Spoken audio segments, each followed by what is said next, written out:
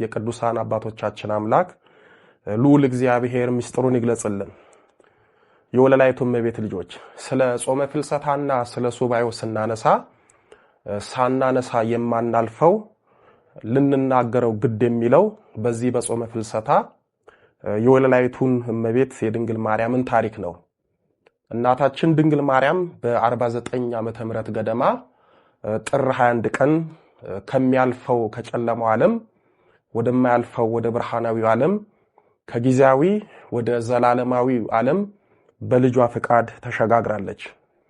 የከበረ ስጋዋን ቅዱሳን ሐዋርያት ወደ ጌቴሴማኒ መካነ ዕረፍት ይዘው ሲሄዱ የነገር ሰደድ ምቀኞች አይሁድ በቅናት ተነሳስተው ወገኖቻቸውን ሰብስበው በክቡር ስጋዋ ላይ እና አንድ እሳት በማለት መገዳደራቸውን መሞከራቸውን ያወቀው ተወዳጅ ልጇ ጌታችን መድኃኒታችን ኢየሱስ ክርስቶስ ክቡር ስጋዋን በመብረቅ ሰረገላ ነጥቆ በመላእክት አስጠብቆ ከምድር ወደ ሰማይ አርቆ በገነት በዕፀ ሕይወት ስር ቅዱስ ዮሐንስን የዓይን ምስክር አድርጎ አስቀምጧታል። በወቅቱ የዚህ ታላቅ ምስጢር ተካፋይ የነበረው ወንጌላዊ ቅዱስ ዮሐንስ ብቻ ነበረ። በዚህም ምድራዊ ሥርዓተ ቀብሩ አልተፈጸመም። ይህ ነገር ማለትም የእመቤታችንና የቅዱስ ዮሐንስ ከሐዋርያት መሰወር በቀሩት ሐዋርያት ላይ መንፈሳዊ ቅናት፣ ቁጭት ስላሳደረባቸው ጉዳዩን ለማወቅ ለሕዝብና ለአሕዛብ ለማሳወቅ ከነሐሴ 1 ጀምሮ ታላቅ የእመቤታችንን ምስጢር የሚያሳውቅ ሱባኤ በጾም በጸሎት በስግደት ያዙ። ለስም አጠራሩ ክብር ይግባውና ጌታችንም በነሐሴ 14 ቀን በመለኮት ጸጋ የተከበበ በመላእክት ዝማሬ የታጀበ የእመቤታችንን ክቡር ስጋዋን አምጥቶ ሰጣቸው። ቅዱሳን ሐዋርያትም በሚያስደንቅ ሁኔታ የከበረ ስጋዋን በጌቴሴማኒ ቀበሩ። እሷም እንደ ልጇ ትንሣኤ በ3ኛው ቀን ነሐሴ 16 ቀን ተነስታ በይባቤ መላእክት በልጇ መለኮታዊ ኃይል ወደ ሰማይ አርጋለች።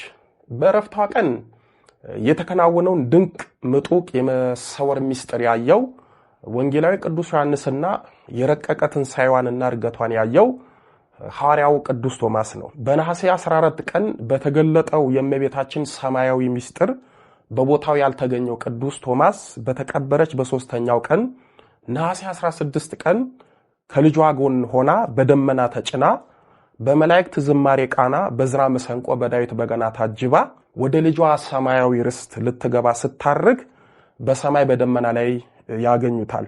ትንሣኤዋንና እርገቷን ወንድሞቿ ሐዋርያት አይተው ለሱ የቀረበት መስሎት በመንፈሳዊ ቅናት ብስጭት በፊት የልጅሽን አስደናቂ ትንሣኤ ሳላይ አሁን ደግሞ ያንቺን የእናቴን ሳላይ ብሎ ከማዘን የተነሳ ከደመና ተወርውሮ ሊወድቅ ሞክሮ ነበር።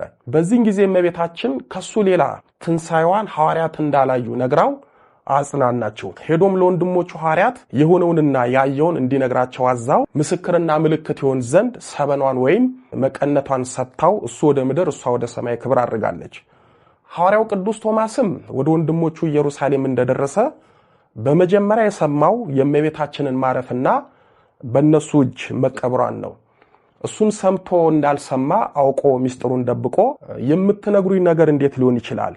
ደግሞስ ሞት በጥር በነሐሴ መቃብር አይሆንም በማለት ይከራከራቸዋል። ሐዋርያትም አንተ ደግሞ አላምንም ልትል ነው ብለው የፍቅር ቁጣ ተቆጥተው ተያይዞ በቅዱስ ጴጥሮስ መሪነት ወደ መካነ መቃብሯ ሄደው ቢመለከቱ መቃብሯ ባዶ ሆኖ የከበረውን ስጋዋን ስላጡ እጅግ ደነገጡ። በዚህን ጊዜ ቅዱስ ቶማስ አታምኑኝም ብዬ እንጂ እመቤታችንስ በብርሃን ደመና በመላእክት ምስጋና ታጅባ አርጋለች ብሎ እናት ዓለም ወለላይቱ እመቤት ለምልክት የሰጠችውን ሰበኗን ወይም መቀነቷን አሳያቸው። እነሱም ተረጋጉ። ሰበኗንም ለበረከት ተካፍለው ወደ የሀገር ስብከታቸው ሄደዋል። በአመቱ ቅዱሳን ሐዋርያት ትንሣኤዋን ቶማስ አይቶ በነፍሱ ተደስቶ እንዴትኛ ይቀርብናል ብለው ከነሐሴ 1 ቀን ጀምሮ የእመቤታችንን የትንሣኤ ምስጢር ለማወቅ ሱባኤ ገቡ። ሱባኤያቸውን ከፈጸሙ በኋላ ጌታችን ነሐሴ 16 ቀን ያሰቡትን አደረገላቸው። ነሐሴ 16 ቀን ጌታችንም እመቤታችንን መንበር አድርጎ ቅዱስ ጴጥሮስን ንፍቅ ቄስ አድርጎ ቅዱስ እስጢፋኖስን ዋና ዲያቆን አድርጎ ቀድሶ ሁሉንም አቅርቦ የእናታቸውን የእመቤታችንን እርገቷን አሳይቷቸዋል። ብዙ ሚስጥርም አካፍሏቸዋል።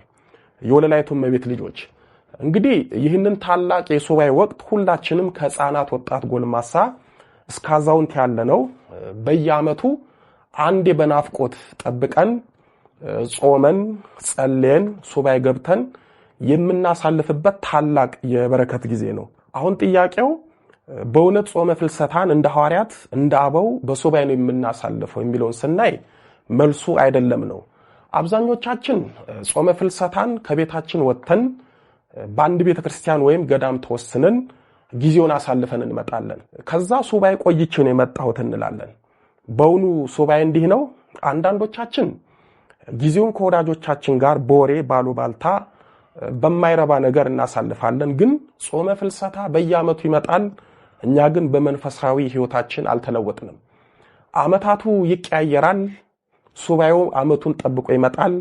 እኛ ግን ሕይወታችን ሳይቀየር ባለንበት ቆመን ሱባኤውን ከአምናው ሳንማርበት ዘንድሮም ሳንጠቀምበት እንደለመድነው እናሳልፋለን። ሲሆን ማድረግ ያለብን እንደ አባቶቻችን 14 ቀን በሱባኤ ታቅበን ወይም በአርምሞ ሆነን ወይም አርምሞ ይዘን ማሳለፍ። 14 ቀን ቢከብደን 7ቱን ቀን ሱባኤ መያዝ አሊያም 3 ቀን ሱባኤ መያዝ። በተደጋጋሚ ሱባኤ ስንገባ በመንፈሳዊ ልምምድ ወደ ከፍተኛው የሱባኤ ደረጃ እንሸጋገራለን። ሐዋርያት እኮ ያን ሁሉ ሚስጥር ያዩት ለጥያቄዎቻቸው መልስ ያገኙት እያወሩ እየበሉ እየጠጡ በዋዛ በፈዛዛ ሳይሆን ሱባኤ ገብተው በጸሎት ተወስነው ጥሬ በልተው ነው። ዛሬም እኛ እመቤታችን የሕይወታችንን ሚስጥር እንድትገልጽልን ሐሳባችንን እንድትፈጽምልን ቢያንስ ካሉት ቀናቶች ውስጥ የተወሰነውን ቀን ከሰው ተለይተን ከሷ ጋር በጸሎት ሆነን በሱባኤ ልንጠይቃት ይገባል። በገዳም ያሉ አባቶችና እናቶች በጾመ ፍልሰታ በዝግ ሱባኤ በማሳለፍ ከራሳቸው እስከ ሀገራቸው ያለውን የወደፊት ነባራዊ ሁኔታ የሚያውቁበት ከመቤታችንም ብዙ ጸጋ የሚቀበሉበት ወቅት ነው። በተለይ የዓመቱ የመጨረሻው ሱባኤ ጊዜ ስለሆነ አዲሱን ዓመት የበረከት እንድታደርግልን በዘንድሮ ያልሆነልንን በአዲሱ ዓመት እንድታከናውንልንና ብዙ አዲስ ነገሮችን የምንጠይቅበት ጊዜ ስለሆነ ሱባኤ ልንገባ ይገባል። ወዳጆቼ አንዲት ልጅ አውቃለሁ። ይቺ ልጅ አልተማረችም፣ በተለይ ማንበብ መጻፍ አትችልም። ግን በጾመ ፍልሰታ በየዓመቱ 14 ቀን ሱባኤ በመግባት ከሰው ባለመነጋገር በእንባና በስግደት ታሳልፋለች። በዚህ ሁኔታዋ እጅግ ይገረምባት ነበረ። አንድ ቀን ለመሆኑ ይህንን ሁሉ ቀን ብቻሽን አይጨንቅሽም ስላት ሰው ከመቤታችን ጋር ሆኖ እንዴት ይጨነቃል? እንደውም ሱባኤውን ስጨርስ ነው የሚጨነቀው አለችኝ። እኔም ስለማታነቢ ውዳሴ ማርያምና ሌሎችን ጸሎቶች ስለማትጸልይ ጊዜውን በምን ታሳልፊያለሽ? ሰዓቱ ሲገፋልሻል ወይ ስላት እሷም ሱላፊት ቁጭ ብዬ በህሊና ያወራታለሁ፣ ሆድ ባስ ሲለኝ አለቅስባታለሁ፣ ስበረታ እንዳቅሜ ሰግዳለሁ፣ ሲደክመኝ እስሯን ከባለላለሁ፣ ሲደክመኝ ተኛለሁ ያለችኝ ራሴን ዞር ብዬ እንዳያድርጎኛል። እኛ ደግሞ ማንበብ እየቻልን በተሰጠን እድልና ጸጋ ያልተጠቀምን ሚሊዮኖች ነን። በእውነት ስንት የሱባኤ ጊዜ በዋዛ ፈዛዛና ጥቅሙን ባለማወቃችን በሱባኤ ባለመጠቀማችን አሳልፈናል። ችግራችንን፣ ፈተናችንን፣ መከራችንን ለመቤታችን በሱባኤ መንገርና ማስፈታትተን ዛሬም ከነችግራችን ከነመከራችን ከነፈተናችን ከነበሽታችን አብረናለን። ሱባኤ እንዴት ተጀመረ የሚለውን እንይ። ሱባኤ የተጀመረው የሰው ልጅ በኃጢአት ከወደቀ በኋላ ነው። ጀማሪዎቹም አዳምና ሔዋን ናቸው። አዳምና ሔዋን እግዚአብሔርን የመሰለ ጌታ ገነትን የሚያህል ቦታ አጥተው ከጸጋ ተራቁተው ሲኖሩ ከውድቀታቸው ለመነሳት አማራጭ የሌለው ምርጫ አድርገው የተጠቀሙበት ሱባኤን ነው። በሱባኤም እጅግ በጣም ደክሟል። ሱባኤያቸው የሰይጣን አስከፊ ፈተናና እንግልት ቢኖረውም በልፋታቸው የአምላክን ከመቤታችን ሰው የመሆን ብሎም የመዳናቸውን ተስፋና ሚስጥር አውቀውበታል። ስለዚህ ሱባኤ ከውድቀት መነሻ ጸጋ ማስመለሻ ነው። በአዳምና በሔዋን የተጀመረው ሱባኤ በብዙ ነቢያትና ሐዋርያት አልፎ ከአባቶቻችን ደርሶ ዛሬም እኛ እንጠቀምበታለን። ሱባኤ የምንይዘው እንዴት ነው የሚለውን ስናይ በትንቢተ ዳንኤል በምዕራፍ 1 ቁጥር 1 እስከ 15 ላይ ዳንኤልና ሰለስቱ ደቂቅ በናቡከደነጾር ዘመን ሱባኤ እንዲያዙ መጽሐፍ ቅዱስ ይነግረናል። ናቡከደነጾር ከ565 እስከ 605 ዓመተ ዓለም ከክርስቶስ ልደት በፊት በባቢሎን በከለዳውያን ላይ የነገሰ ንጉስ ነበረ። በባቢሎን ከነገሱት ታላላቅ ነገስታት አንዱ ነበረ። በዚሁ በትንቢተ ዳንኤል ላይ በናቡከደነጾር ቤተ መንግስት ዳንኤልና 3 ወጣቶች ከንጉሱ ማዕድ እንዳይበሉ ከጠጁም እንዳይጠጡ በልባቸው ጨከኑ። የጃንደረቦችም አለቃ ዳንኤልን መብልንና መጠጡን ያዘዛችሁ ጌታዬን ንጉሱን እፈራዋለሁ፣ በእድሜ እንደናንተ ካሉት ብላቴኖች ይልቅ ፊታችሁ ከስቶ ያየ እንደሆነ ከንጉሱ ዘንድ በራሴ ታስፈርዱብኛላችሁ አለ። ዳንኤልም የጃንደረቦቹን አለቃ ሚሳድን እኛ ባሮችን ለ10 ቀን ፈትነን የምንበላውንም ጥሬና የምንጠጣውንም ውሃ ይስጡን፣ ከዚህ በኋላ የኛን ሰውነትና ከንጉሱ ማዕድ የሚበሉ ብላቴናዎችን ሰውነት ተመልከት፣ እንዳየኸው ሁሉ ከአገልጋዮች ጋር የወደድከውን አድርጋለሁ። አሚሳድም ይህንንም ነገራቸውን ሰምቶ 10 ቀን ፈተናቸው። መብላቸውንና የሚጠጡትንም ጠጅ አስቀርቶ ጥራጥሬውንም ሰጣቸው። ከ10 ቀን በኋላ ከንጉሱ ማዕድ ከበሉ ብላቴኖች ሁሉ ይልቅ ሰውነታቸው አምሮ ስጋቸው ወፍሮ ታየ። ለነዚህ ለአራቱ ብላቴናዎች እግዚአብሔር በትምህርትና በጥበብ ሁሉ ዕውቀትንና ማስተዋልን ሰጣቸው። ዳንኤልም በራእይና በሕልም በመተርጎም ሁሉ አስተዋይ ነበረ። እነርሱም ይገቡ ዘንድ ንጉሱ ያዘዘው ቀን በተፈጸመ ጊዜ ከብላቴኖቹ ሁሉ እንደ ዳንኤልና አናንያ፣ አዛሪያ፣ ሚሳኤል ያለ አልተገኘም። ንጉሱም በጠየቃቸው ጊዜ በጥበብና በማስተዋል ነገር ሁሉ በግዛቱ ከሚኖሩ የሕግ ተርጓሚዎችና አስማተኞች ሁሉ እነርሱ 10 እጅ የበለጡ ሆነው እንዳገኛቸው የሱባኤ ታሪካቸው ይነግረናል። የእመቤታችን ልጆች ሱባኤ እንዴት እንደሚያዝ፣ ምን ያህል ጸጋ እንደሚያሰጥ፣ ምን መብላት ምን መጠጣት እንዳለብን ከነዚህ ብላቴኖች ልንማር ይገባናል። በብሉይ ኪዳን ዳንኤልና ሰለስቱ ደቂቅ ሱባኤን በጾም በጸሎት እንደያዙ ሁሉ በአዲስ ኪዳን ደግሞ ጌታችን መድኃኒታችን ኢየሱስ ክርስቶስ በገዳመ ቆሮንጦስ 40 መዓልትና 40 ሌሊት በመጾም ከቆመ ሳይቀመጥ ከዘረጋ ሳያጥፍ በሱባኤ ያሳልፏል።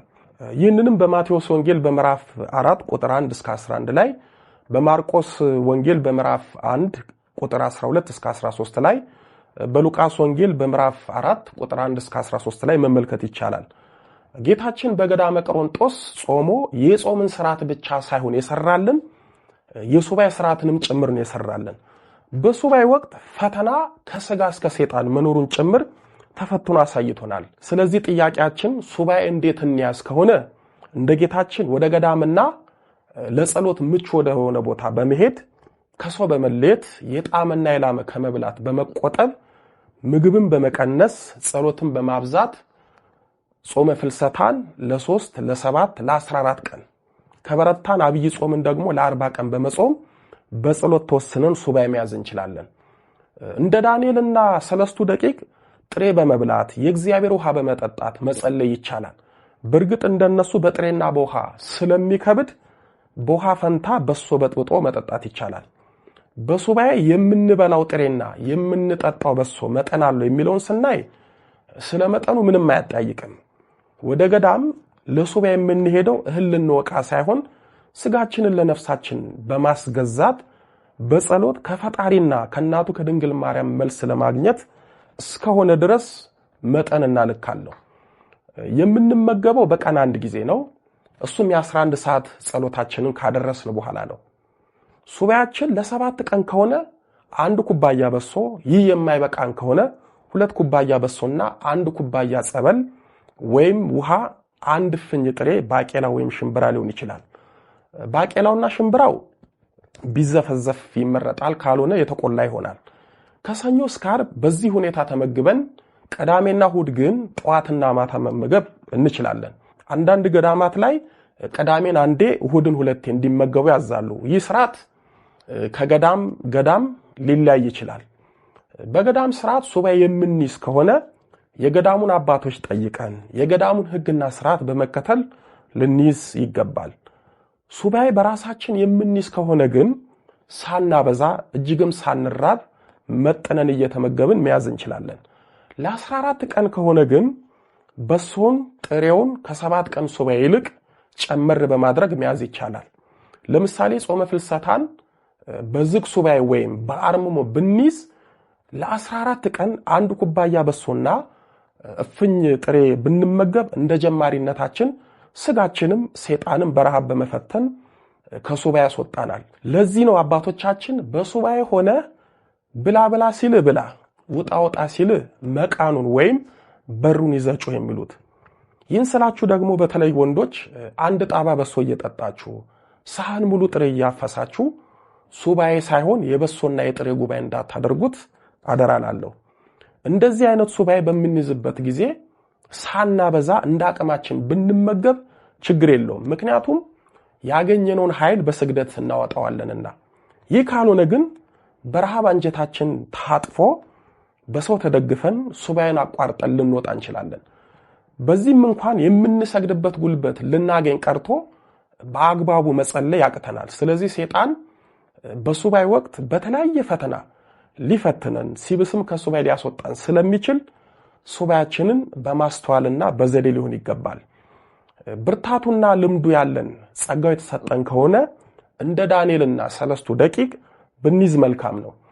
አንዳንዶቻችን ባለማወቃችን ጸሎቱን በመቀነስ ችላ በማለት ወደ ምግቡ በማተኮር እመቤቴ የማታውቅ የለም በማለት ሆዳችን እስኪወጠር በሶ በመጠጣት የጥሬ ማት በመቆርጠም የምናሳልፋለን።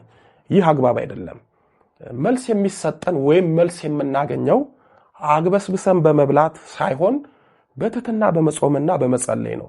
ይህ እንዳለ ሆኖ በሱባኤ ወቅት እስከ ማታ የምንጾመውና መጥነን የምንመገበው ጾማችን ለጸሎታችን አስተዋጽኦ ስላለውና ስጋን ለነፍስ በማስገዛት ህሊናን በመሰብሰብ እንድንጸልይ ነው። ጠግበን ብንበላ ስጋችንና ሰይጣን ይፈትነናል። ጸሎታችንን ቆመን ከመጸለይ ይልቅ ቁጭ እንድንል ልንገደድ እንችላለን። በተለይ ህልመ ሌሊት ወይም ዝኔት ሊፈትነን ይችላል።